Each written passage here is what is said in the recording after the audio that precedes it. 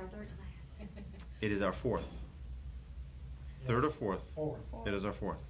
We did 2 Bereshit. Did I Yeah, we did 2 on Bereshit. All right, so good evening, everybody. Welcome to all of our friends online and to all of you wonderful people who are here tonight. So we're at the end of the book of Genesis, and those of you here who have the handouts, who have the sheets, you can follow along.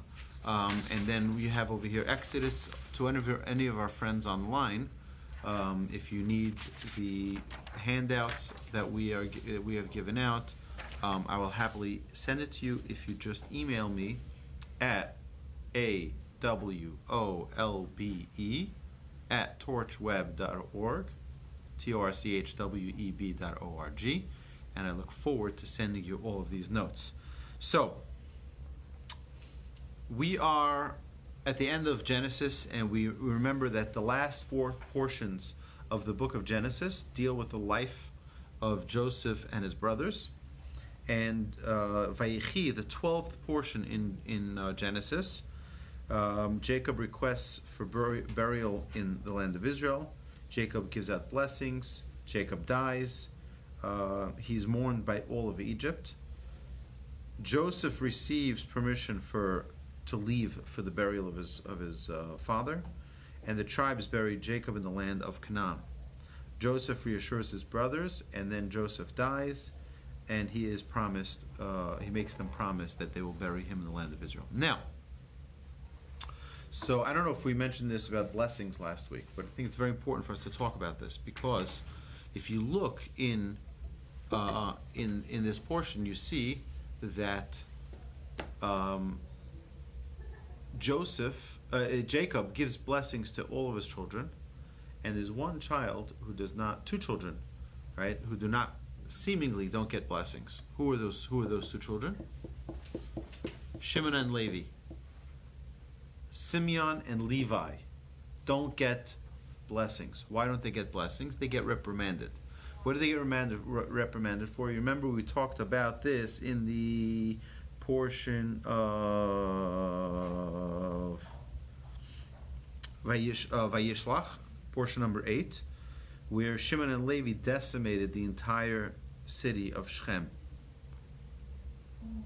for retribution for what Shechem did to their sister. Their sister was taken, abducted, raped, and they said, this is not going to happen to our sister. And they made a treaty, which was a fake treaty, saying, because the people of Shechem said, you know what, instead of there being all this conflict, why don't our children marry your children, our boys, your girls, our girls, your boys, and no problem. So they said, no problem, but you have to circumcise. So they circumcised all of their men, and on the weakest day, which is the 3rd day, they tore apart the whole city. Jacob wasn't happy about this. Now, if you want to just pay a little bit attention to the words that's used in Jacob's reprimand of these 2 sons, he doesn't say you didn't do a good job. He didn't say, what he says is, I don't like that you use trickery. I don't like that you use trickery. Jacob was a man of truth. He stood for truth. So he did not appreciate that his children used trickery. You want to kill them? Fine, kill them. And we don't see that they were reprimanded till the end of Jacob's life, where he says Klei Chamas B'choroseim, that they use arms. That's what they deal with. They deal with arms. And it's sort of like a derogatory, right? So the question is, why don't they get blessings? These 2 brothers don't get blessings. They get reprimanded by their father. All the other tribes get blessings. Reuben, right? Yehuda, Dan, Naphtali, Gad, Asher, Yosef, Binyamin, every one of them, Ephraim and Manasseh, they all get blessings from Jacob, except for this one. So our sages tell us a very, very interesting idea, a very important idea. And that is that giving someone loving criticism is the greatest blessing you can give them. It's greater than any blessing you can give someone. You tell them a flaw, tell them a characteristic trait that they need to perfect, and you've just done the greatest gift. You've given them the greatest gift you can possibly have given them. So wonder why. So I want to suggest an idea. What happens when someone gets a blessing? What happens? So I give you a blessing. You should be healthy. You should be successful. Right? You should overcome whatever challenge you're facing. So does that mean that it's automatically going to happen? Just because I gave you that blessing? No. What I do is I'm putting in a good note up in heaven, saying, you know what? I'm putting my recommendation. The recommendation might be approved and might be neglected or denied, right? And that's the way it goes. It's either yes or no. It's not in our hands. But when you reprimand someone lovingly, right, if you do it unlovingly, most people won't accept, unless they're very, very wise and very special. But if you just reprimand someone lovingly, you tell them something that they can correct in their lives. In whose hands is it for them to become a better person? In their own hands. So essentially what we're learning here from Jacob is that Shimon and Levi, they didn't get blessings, but they got tools to perfect themselves, which the other brothers did not receive. That's a very special, very important quality that they received. Okay? So we also see that Jacob is mourned by the entire Egyptian people. So the point I want to stress on this is that, I think usually even animals can detect spirituality. Not even. Animals can detect it much more than human beings can. Right? They're living in a much more spiritual world. But here the Egyptians recognized in Jacob his spirituality, his holiness. And in them mourning Jacob, what they were essentially doing was saying, we recognize that there is greatness. Even though Jacob wasn't Egyptian, they were able to recognize and appreciate spirituality and holiness. And they also mourned for him. Okay? So, that concludes the book of Genesis. And now, if you have your notes, you should have your notes for Exodus. Eliza, I promised you I'll get you the notes. I will get it for you. I'm just trying to make some new edits, so I'm going to send it to you. I apologize that I didn't send it to you before tonight's class. But again, anyone who wants these notes, Wolbe@torchweb.org. Email me, please, and I'll happily send you these notes. Okay, the outline. Okay, book of Exodus. What was the book of Genesis? Was the book about the family of Israel, the fundamentals of Judaism. What is the second book of the Torah? It is the nation of Israel. Exodus is the nation of Israel, and the revelation. Those are the two most important functions that we have in this book of Exodus. So, the first four portions are talking about the Jews in Egypt.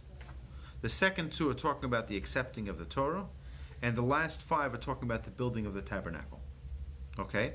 So, the first portion is talking about enslavement. The second deals with the first 7 plagues that the Egyptians were afflicted with. The third portion is dealing with the last 3 plagues, and that's the Jews getting out of Egypt. And then the Shalach, which is the sea splitting, is when Egypt gets out of the Jews. Right? It's one thing to take the Jews out of Egypt, but how do you take Egypt out of the Jews? They've been there for 210 years. Right? And that takes more than just one portion. It takes actually 40 years till the Jewish people are able and capable and worthy to enter into the land of Israel. Right? Because they have to change an entire mentality. They have to change an entire way of living their lives, the way of understanding their relationship with God. It takes a long time to change from a frame of mind of slavery to go into Egypt free people. So we're going to focus on those 4 portions right now. So, generation passes. Remember, who is the second in command in Egypt? Joseph, second in command. He ran the operation. He was what we call in Texas, you have the governor, and then you have the lieutenant governor. And the lieutenant governor, usually his job is to make things happen. That's usually his job, make things happen. That's what Joseph was. So you'd imagine, here you have this Jewish guy who's vice president, right? Jewish guy who's vice president, you'd think he'd take care of the Jewish people, and he did, very nicely. But after he dies, now a generation passes, there's a new Pharaoh, right? And now he says, who are you guys? We're like, we're the Jews. Remember Joseph? Don't know. I have no idea who Joseph is, right? And Pharaoh is worried, right? And he plots. What is he worried about? He's worried, and this is something we learned in our Mussar Monday class. He was worried that they're going to have time to think. He's worried that the Jewish people are going to have time to organize a rebellion, which is like the Yetzer Hara. The Yetzer Hara, what the Yetzer Hara does is he keeps us so busy that we don't have time to think, am I doing the right thing, the wrong thing? Can I be improving myself? Yeah, we're just so busy we don't even pay attention. What's the next program? What's the next show? What's the next movie? What's the next political crisis? What's the next, the next battle what's the next fashion? That's the Yetzer Hara keeps us busy with all these things so that we don't get a chance to focus on who we are and develop ourselves properly. But Pharaoh understood this, and he said, if I'm going to give the Jewish people time, they're going to plot against me. So Pharaoh preempts this and says, kill all the baby boys, because the astrologers saw, like they did with Abraham, that Moses, a Messiah sort of for the Jewish people was going to be born, right? A Moses who was going to take the Jewish people out of Egypt, and Pharaoh didn't want such a reality to happen, and Moses is born, and the princess of Pharaoh finds and raises Moses. Moses feels the suffering of his people. That's, by the way, the most fundamental quality for a leader. Feel the pain of the people. It says about Moses that not only he felt the pain of his people, he was chosen to be the one to go back when he was a shepherd and one of the sheep ran away and he got it out of the bush, right? So he says that he picked up the sheep and brought it back because it was injured. It was afraid. He picked it up and brought it back. You'd say, okay, you have 1,000 sheep, so one is gone, big deal. He cared about every single one. And that sensitivity to care about every single individual, sheep, even more so human beings, that's the quality of leadership. The quality of people, a quality of a true leader is one who feels the pain of their constituents. Right? It's not something that should be taken lightly. Today we have politicians, we have different characters. We wonder, do they even understand what we're going through? They're busy in City Hall or in the governor's mansion or in the White House, and we wonder, do they really understand the pain? Do they understand the suffering that whatever people right now are dealing with the tornadoes, right, and flooding and twisters and all of these other natural events that the Almighty brings upon these places. We don't know why, but these disasters, natural disasters that happen. Is there something being done to help these people? Right. Okay. So Moses flees Midian, flees to Midian. Moses marries Tzipporah. The time for salvation has come, and Moses, the shepherd and liberator, God appears in a burning bush, mandates him to return to Egypt to bring them to the land. Moses hesitates, but God reassures him. Moses prepares a request for Pharaoh. We know that Moses wasn't a great orator, right? Everyone knows that he wasn't he wasn't chosen for his eloquence. with words. And Moses doubts the people's faith. Moses doubts his ability to articulate. God's response is, you're going to do this, and the Jewish people are going to listen. And he says, go with your brothers, you have reassurance. There's a great reason for this. We're going to talk about this relationship that you see with Moses and Aaron. We see this relationship as well with Hillel and Shammai. You see this relationship with many others throughout the Talmud and throughout Jewish history. We had these two personalities, the stronger one and the kinder one. And we're actually going to be discussing this Shavuot night when we're going to be talking about, is heaven a red state or blue state? That's going to be like at 4 o'clock in the morning, Shavuot night. It's going to be Sunday morning, June 9th. We're going to start June 8th at 11:30 at night is when the class. That's Saturday night. We're going to start classes then. It's going to be a few classes for women, and then classes for the general public after that. Where's it going to be at? It's going to be at a minyan in the Young Israel neighborhood, a really nice place called Hamish. It's going to be a great lineup of classes, and I'm looking forward to that. But that class on is heaven a red state or blue state is a very important topic to define for ourselves, because today people just say, oh, I'm a Democrat because my parents were Democrats, my grandparents were Democrats. I'm a Republican because my parents or my grandparents were Republicans, or because my parents are Democrats, I'm going to be opposite, or my parents are Republicans, I'm going to be opposite, right? Whatever it is, people today have whatever, but do we really know what the meat and potatoes of each one of these sides are? That's what we're going to discover and discuss in our class, and understand whether or not heaven is a red state or blue state. And the answer is not, well, a little bit of both. Okay? It's not. I'm just telling you. Yes? Is that class for men, for women? No, that's for everyone. That's for everyone. I'm going to be teaching that class. But at 4 in the morning.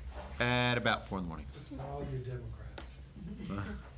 So, I have to see. Maybe we'll do it early in the night. But it's a special custom that the Jewish people stay up the whole night of Shavuot. You know why? Because soon we're going to get to it. In the fifth portion here, we're going to talk about how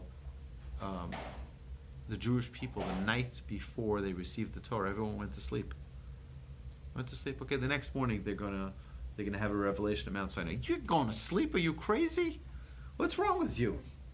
So since then, the Jewish people are correcting that error and stay up the whole night, the night before we receive the Torah.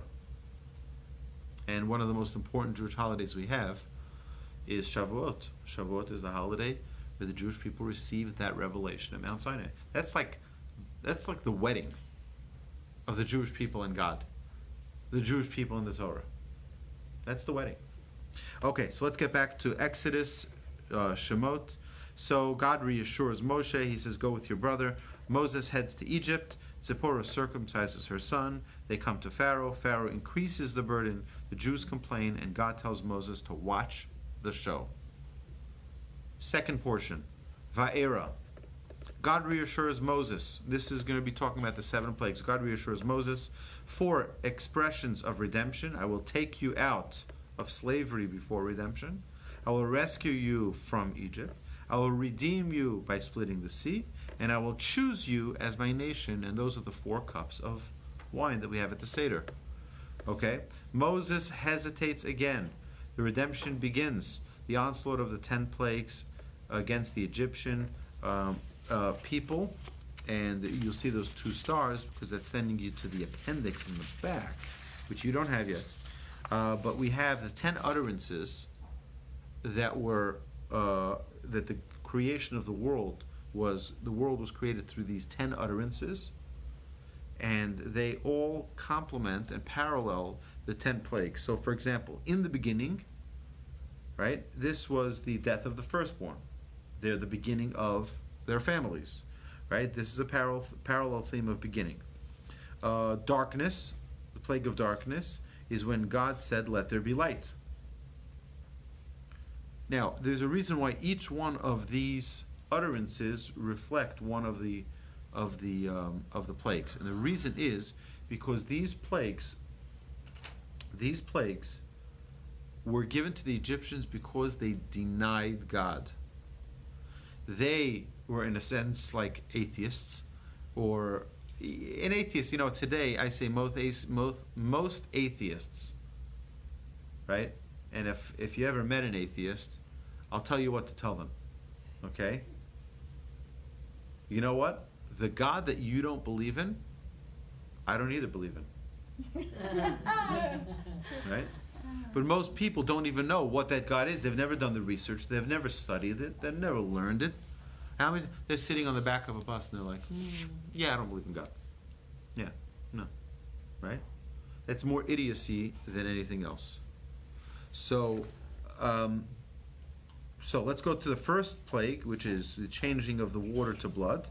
And that's what when God said, behold, I have given vegetation for food to eat, in Genesis 1:29, that is the parallel. Food of Egypt depended on the Nile, and nutrients of food are transported through blood.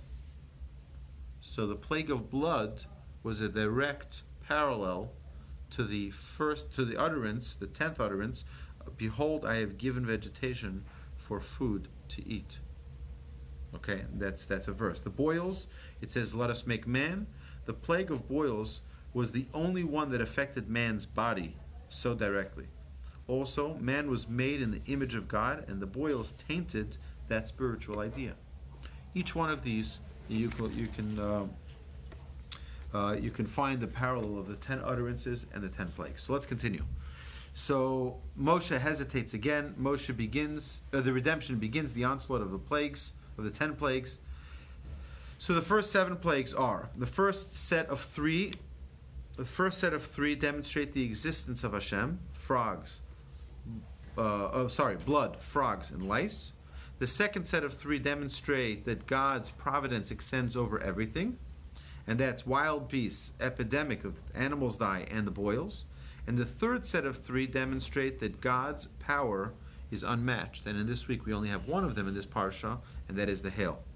Now we go to the third portion of Bo, and that's the 3 plagues, the 3 remaining plagues, and the Exodus, the beginning of the Jewish people leaving Egypt. So the last 3 plagues are darkness, locusts, darkness, and finally the harshest plague, the plague of the death of the firstborn. Pharaoh is warned about the plague of the firstborn at about midnight. Right? What's at about midnight? Anybody know why it says about midnight? Okay, so if everyone looks at their clock right now, okay, what time is it? So on one of your clocks it'll say 8:45.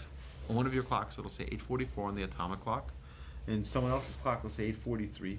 Another person's clock will say 8:42, and someone tries to be a big chacham, he's going to put his clock 7 minutes faster, so it's going to be, right, so it's going to be 8:51, right? Everyone's going to have a different clock. If God's going to say it's at the strike of 12, well, it's not 12. This God is not accurate. Yeah. Right? So it's kachatzos halayla, right? At about midnight. You know why? Now God wasn't late running as if my coffee is tastes is at the right temperature, then I'll be there on time. No, it's okay. So it's important to keep that in mind. The fact every word in the Torah is accurate. There's no suggestions. There's no well, maybe this, maybe that. The festival of Passover is declared. Pharaoh surrenders, and finally the Exodus after 210 years of slavery, and the mitzvah of daily remembrance of the Exodus. That's a mitzvah that we have today, and many mitzvahs, including tefillin, to remember us, to remind us of the Exodus. Now, I want to just go again to the appendix here, and there are 1, 2, 3, 4, 5, 6, 7, 8, 9 important dates to know. Number 1 is the 1st of Nisan. The 1st of Nisan was 15 days prior to the Exodus. And the first mitzvahs were given then. The Jewish calendar, Pesach for generations, holidays, and the firstborn mitzvahs of redemption of the firstborn. 10 days after leaving Egypt, the 25th of Nisan, they were in a place called Mara, and the Jewish people had several mitzvahs commanded to them. That's the laws of Shabbos, red heifer, honoring parents, and all the laws of Mishpatim, okay, which we're going to get to shortly. 40 days later, which is Shavuot, the 6th of Sivan, the Jewish people are at Mount Sinai, and they get the Ten Commandments. Now, this was a public revelation. They did not get the tablets at that time, okay? They did not get the tablets. They got the revelation. They got the message. Now, they wanted to concretize it with an actual something, so Moses goes up, 40 days later comes back with those tablets, the God-given tablets, and he sees a golden calf and breaks the tablets. So now the Jewish people are on probation, right? And that was 40 days later, the 17th of Tammuz. 80 days after Shavuot, Moses reascends up the mountain to plead for forgiveness. He's there for 40 days, and 120 days after Shavuot, the first day of Elul, the 10th of Tishrei, which is Yom Kippur. Yom Kippur is the day of forgiveness for forever. You know why? Because that's when the Jewish people got forgiven for their sin of the golden calf. Okay? And that's when Moses comes down, chisels out. Anybody know what it was made out of? Sapphire. So just an important piece of information. When the Jewish people, the plague of the darkness, what did the Jewish people do? Anybody remember? When the Jewish people... Oh, very good. They went through all of the Egyptians' weirs. They went through their houses. They found that where their gold, their silver is hidden. They found that wherever... 7 days they had to do that. Every plague took 7 days. Right? So they went through each of their drawers. They found out where all the gold and the silver. And God says, don't take even one thing. You don't take anything. We're not thieves. Later on, when it's about to be the plague of the firstborn, and their Jews are about to get out, the Egyptians are so horrified, they give them their things. They give them the jewelry. He says, one second, where's that bracelet? And the Egyptian woman would say, bracelet? I don't have another bracelet. She says, yes, you do. In that drawer, under your socks, that's where you have those bracelets. Oh yeah, I forgot about that, right? And they got everything. They wiped them out, okay? Again, the Egyptians gave it to them. Now,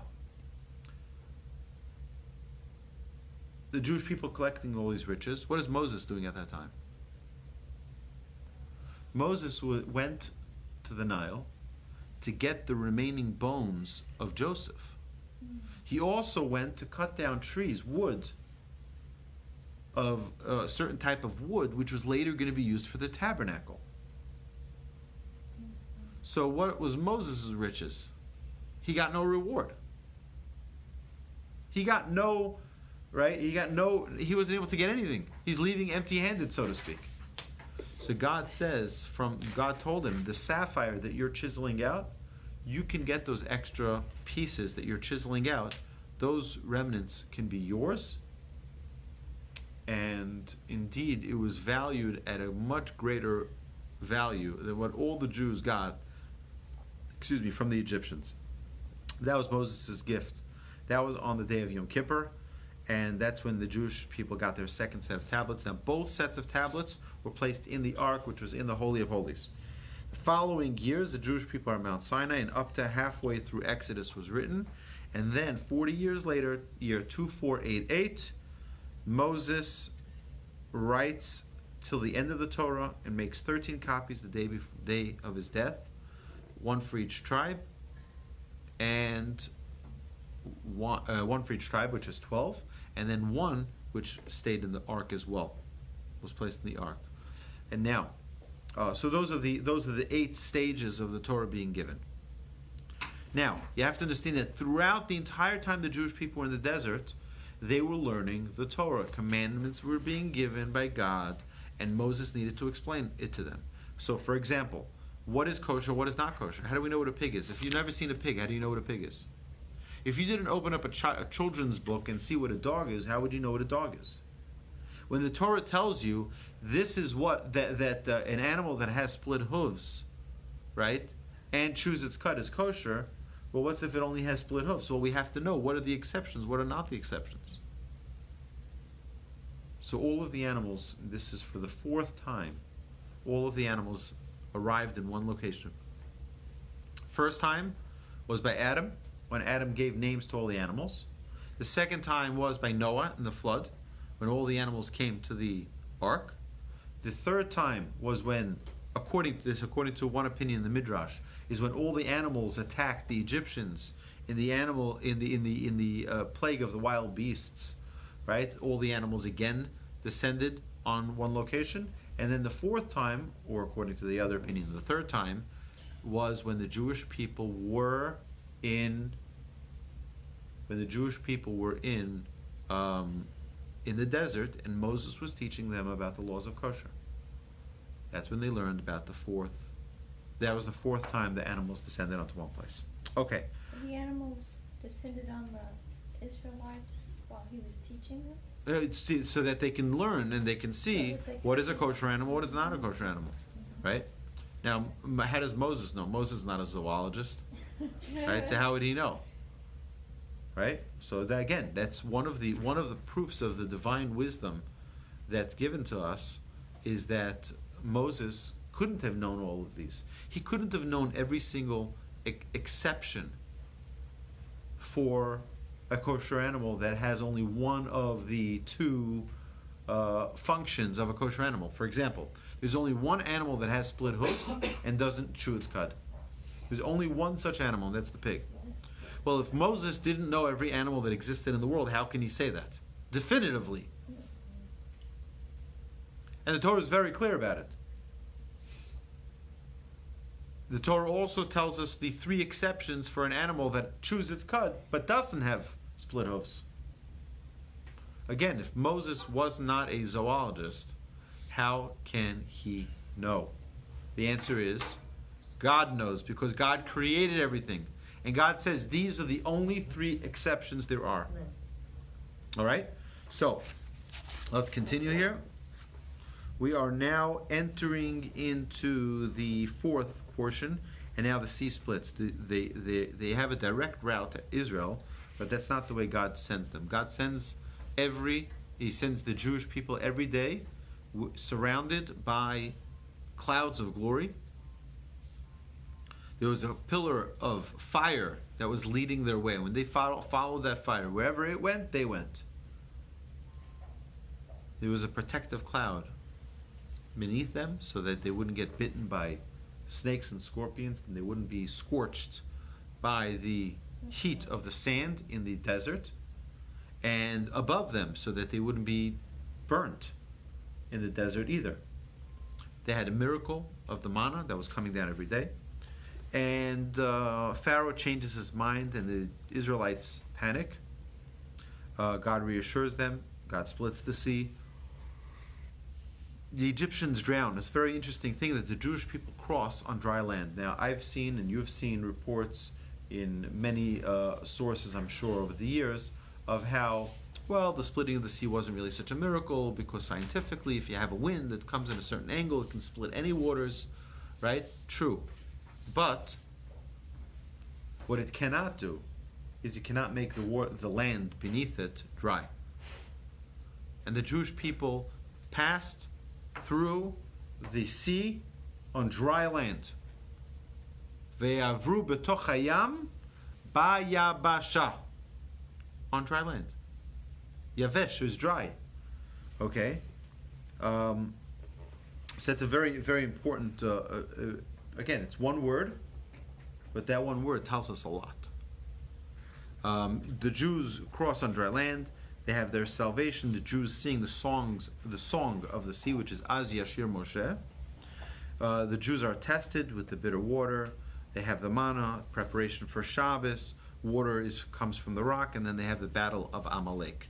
And there's a mitzvah to remember and erase and eliminate the Amalekites. Okay, the next two portions talk about the acceptance of the Torah. The next portion begins with, it's called Parshas Yisro, or Jethro, and we see that Jethro is acknowledged here. The Torah is given in whose portion? It's not given in the portion named for Moses. There is none. It's not given in the portion named for Abraham, Isaac, or Jacob. There is none. It's not given in the portion of the tribes. There is none. right? There is no portion named for them, but there is a portion named for Yisro. Why for Yisro? What was the quality, the virtue that he had that no other person had to his degree? And that was that he listened to his messages. He listened to his messages. Now, I know it's a personal, everything that we say, everything that we learn is a personal message for us. My voicemail is full, right? So if you try to leave me a message, you probably won't be able to. And the reason is because I really don't like voicemail. I don't like voicemail at all. So I have no problem keeping it full. Right? You can text me, you can email me, but I really don't want to get any voice message. It's another thing to be busy with, right? It's another thing. We have text from here and text from there and text from everywhere, and we don't need another. I don't need another thing. But either way, he got his messages. Jethro got his message. What was the message? So I'll tell you what my grandfather said. My grandfather said everybody was reading the paper and everyone was following the news about what's going on with these Jewish people, which is, by the way, the most incredible thing that in our days, right? You cannot open up a single newspaper around the world and something about the Jews or Israel isn't on the front cover. Including the Houston Chronicle, including the New York Times, including the Wall Street Journal, including the Washington Times, including the Washington Post, including the That newspaper in Germany that printed out. the Kippas. We spoke about it yesterday about the newspaper in Germany, in Poland. I was in Poland. Yeah, there's a story there about something that's going on in Israel. There's a story about wherever you go. What is this obsession about Israel? Well, guess what? We're the chosen people, and that is the obsession. And it's really an accountability that we're being reminded every day that we are responsible to be an example for the nations. That is our responsibility. And the nations are not going to let us forget it. They're not going to let us forget it. We have to remember why do they have to, there's so many people who did that crime. Why do we need to specify specifically the Jewish guy? Well, guess what? Do you know why? Yeah, it's not just everybody else. You're held to a higher standard. You're held to a higher standard. And that's the reality. So, Yisro is reading the paper as well. He's reading the Midian Times, right? Or the Midian Journal. And guess what? He reads it and he sees that the Jewish people have all these miracles, the 10 plagues that are exactly as Moshe depicted them. That's exactly predicted this was going to happen. It's exactly what happened. And then the sea splits for them, dry land. They have the battle with Amalek, and Amalek is defeated. And it's like, wow. Jethro puts down his newspaper and says, I got to see these people. I got to join them. I got to be part of this. Everybody else is like, interesting story, next. Right? So, Jethro heard the message, and Jethro reacted and joined the people. They rejoice. He gives advice to Moshe. His advice, he does some leadership training. Right? He does some leadership training, telling him how to delegate, how to create a tiered system of government so that everyone can be taken care of. That's why we have cities and counties and states, and you also have local homeowners associations, which is everyone. It gets the bigger and bigger till you have, the federal government. But Moshe can't take care of everybody's problems. He can't take care of everybody's problems. So he created the leaders for the tens, leaders for the hundreds, leaders for the thousands, etc., etc. Okay, then we have 50 days later, they arrive at Mount Sinai. They're preparing for receiving the Torah. It's the day of revelation. It's a national revelation. Now, it's a very important thing for us to note that the Jewish people are about to get a whiplash like they've never gotten before. Okay, you know why? Because they get the 10 Commandments. What's the 10 Commandments? 10 Commandments is everything. It's like the whole code in one fell swoop, right? It's in one shot. You get the entire 10 Commandments, right? We'd go bonkers. We'd go crazy. All 10 Commandments in one zap. And the Jewish people, they got to such a high spiritual level, they all died. And God needed to resuscitate them.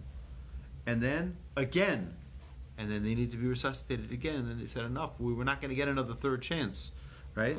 We used up our lives at Sinai, so we only get one, right? So So let's see. He says, so the first two commandments are directly from God. It's I am Hashem, and you should have no other God before me. The third and on, right, is already in third person because it's conveyed through Moses. We'll go through the Ten Commandments in a second. It's the foundation of our covenant with God. It's the revelation is too powerful. The Jews couldn't hear directly from God anymore. The third commandment already in third person. We mentioned that. Don't say God's name in vain, not my name in vain. It says God's name in vain, right? Moses ascends to receive the rest of the Torah, the oral explanations. Now, let's just go through the Ten Commandments so we have it for the record. Okay, number 1, faith in Hashem, faith in God. Number 2, idolatry is prohibited. Number 3, prohibition of vain oaths, not to say God's name in vain. Keep my Shabbos. Honor your father and mother. Number 6, prohibition against murder. Number 7, prohibition against adultery. Number 8, prohibition against stealing. Number 9, prohibition against bearing false witness. And number 10, prohibition against coveting or being jealous. So those are the 10 commandments. Those are fundamental. It's important for us to remember them, review them, live by them. Okay. Oral explanations to the Torah. Okay, this is a huge, huge, huge fundamental discussion that needs to be had because there are many people out there who mistakenly believe in something called the documentary theory, where the oral Torah is just a bunch of documents or just some... Okay, let me explain something, okay? Without being too complicated, okay? We've said this about 100 times in our classes. The Torah, the written Torah, only tells you what to do, not how to do. It tells you what to do, not how to do. So you're familiar with the mitzvah of mezuzah? It's a mitzvah in the Torah, right? Does it say how to do it? It's a mitzvah in the Torah, right? You should place the mezuzah on your doorpost. Does it say which side of the door? Does it say slanted? Does it even say what a mezuzah is? No, it doesn't say anything. All it says is place a mezuzah in your door. So you come and you say, what's a mezuzah? No idea. It says to put something in your door. You're going to take an eraser and put it on your door, right? And that's it. No. What is a mezuzah? It doesn't say. It doesn't say how to perform the mitzvah. It says to slaughter an animal before you eat it. It has to be a kosher animal, right? You slaughter it. Does it say how to? No. You pick any mitzvah, the mitzvah of tefillin. Right? Anybody see someone walk into synagogue with pink tefillin? Right?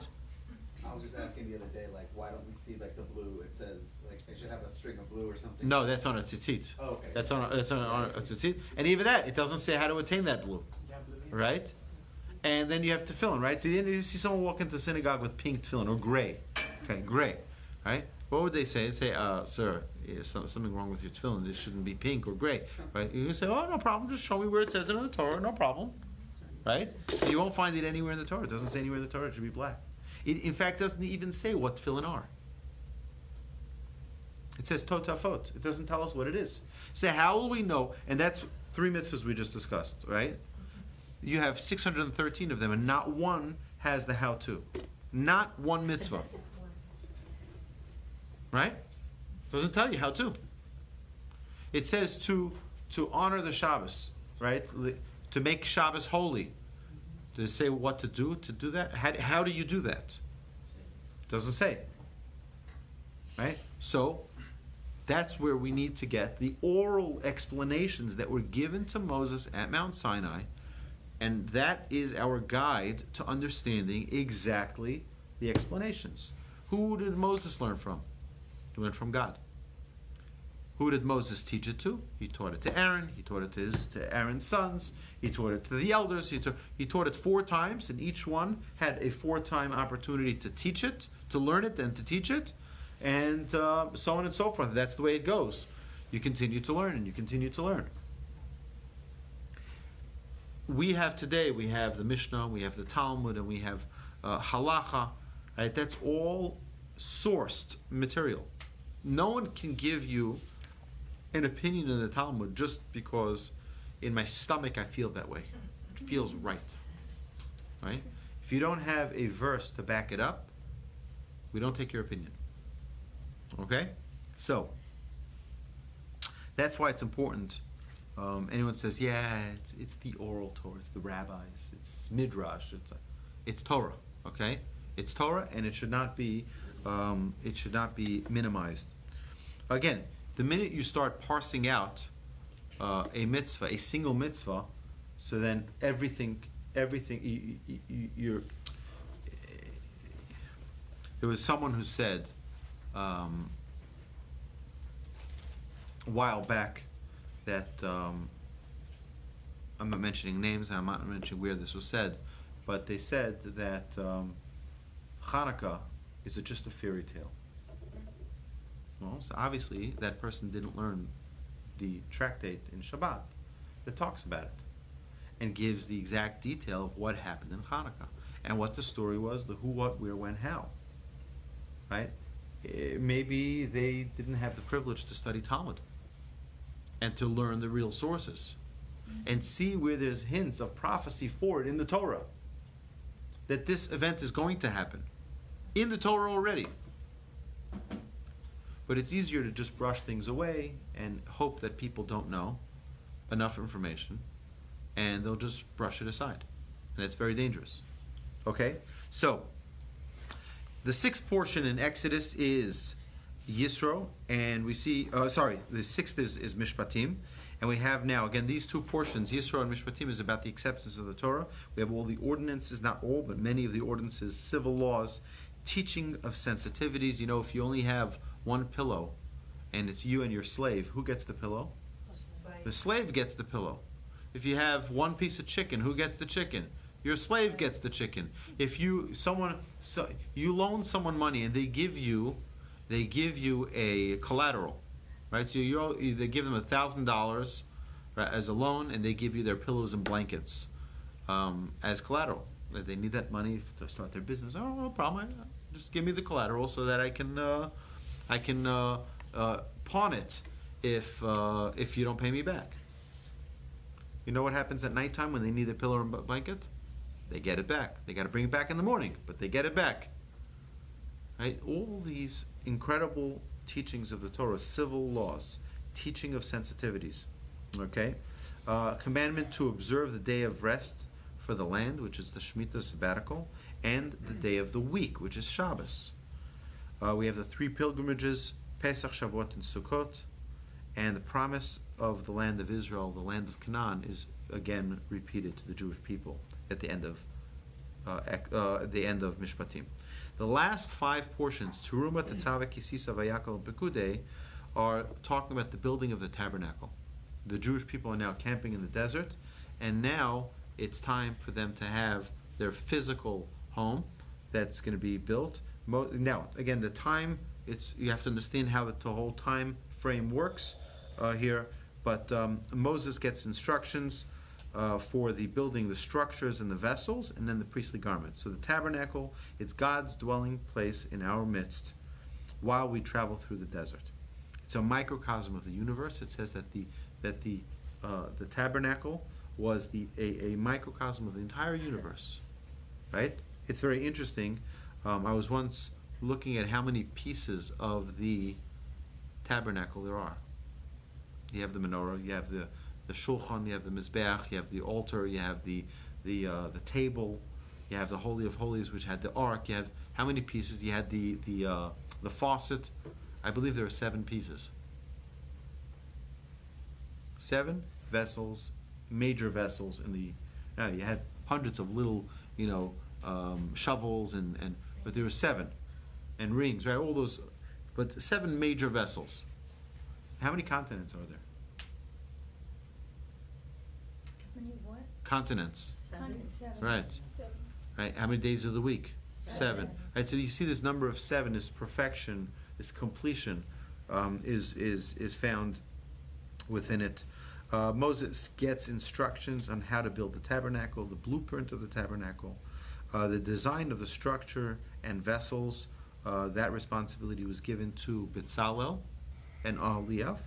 The ark, the cover, the table, the menorah, the walls, the partitions, the altar, the courtyard, everything was given exact details. The next portion is Tetzaveh, and in Tetzaveh, Moses gets the instructions of the priestly garments. It's not built yet. This is just the instructions, and Moses is giving the outline, the blueprint of what's about to happen.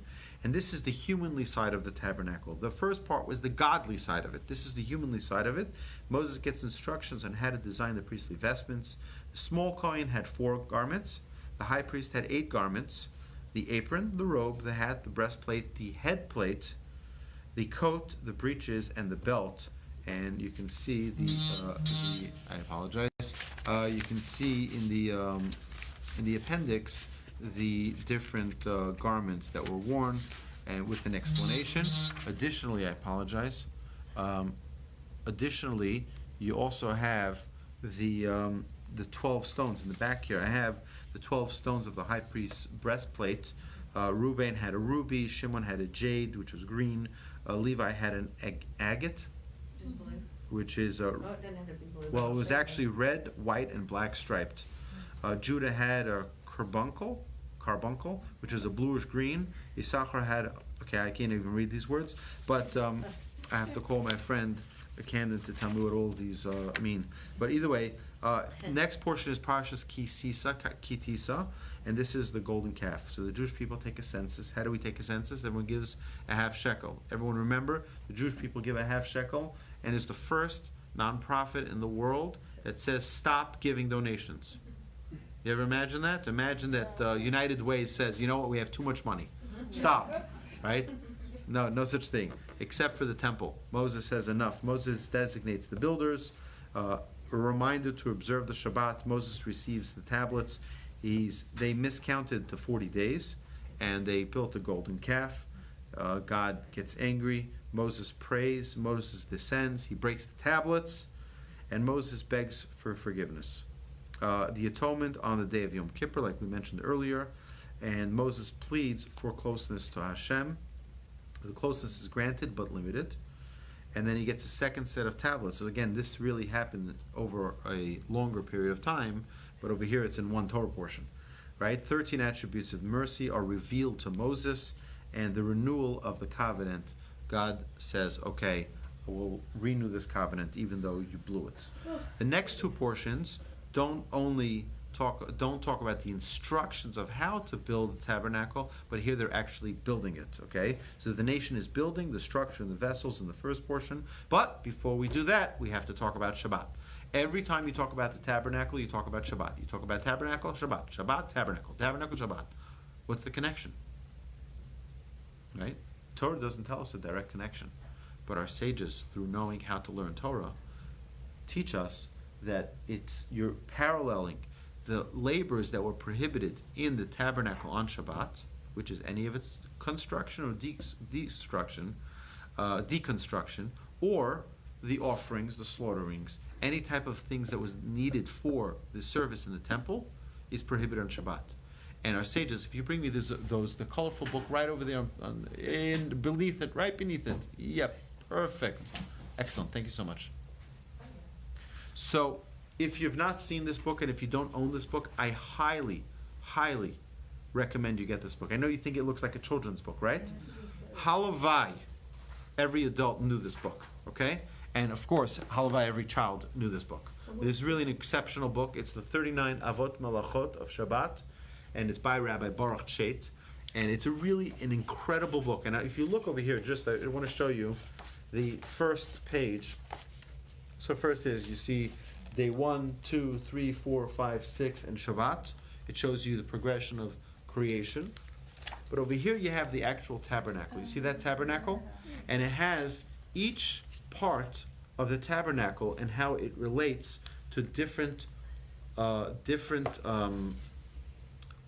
activities that are prohibited on Shabbat. So for example, the coverings, okay, they needed to dye the coverings of the like the awning, right? It was over the holy, the room called the holy, right? So what did they need to do in order to make that dye? They needed to plow, plant, harvest, gather, thresh, winnow, select, grind, sift, knead, and bake. in order to get it to the point where it would be, or to make the showbread, which was on the table, on the shulchan, right? Those 11 steps are prohibited on Shabbat. We're not allowed to bake, we're not allowed to knead, we're not allowed to grind, we're not allowed to winnow. All of these things are prohibited on Shabbat. Similarly, to prepare the wool and weave it into curtains, you needed to shear the wool, bleach it, comb it, dye it, spin it, threading loom, threading harness, weaving, etc., etc. So every one of the tasks that were required, 39 in total, that were required for the tabernacle, are prohibited on Shabbat. And that's why Shabbat and the tabernacle are always one next to the other. Okay? I highly recommend this book. Again, friends out there, this is worthwhile. Okay. Next is the contributions to the tabernacle is in Vayakel. The construction of the tabernacle, the craftsmen are selected, and the craft is the craft structure, and the vessel is assembled, and the menorah. Okay, and then in the 11th portion and final portion of Exodus, we have the crafting of the garments, Aaron's vestments. Moshe approves of it. The tabernacle is erected, the assembly of the entire Jewish people, and then you have God's presence rests in their midst, and the cloud descends on the Jewish people. And that was a great, great day. The Jewish people said, now we know that we've been forgiven. Now we know that we're really in this relationship for real. It was a very, very, very special day. That was actually the day of the first day of Nisan. Right? That was the day that the Exodus really began, a year earlier. Okay? Okay, so we're up to Leviticus. We're a little over time, so we're going to stop here. And next week is the final week of the 5 books in 5 weeks. All these videos can be found on YouTube. They can be found on Facebook.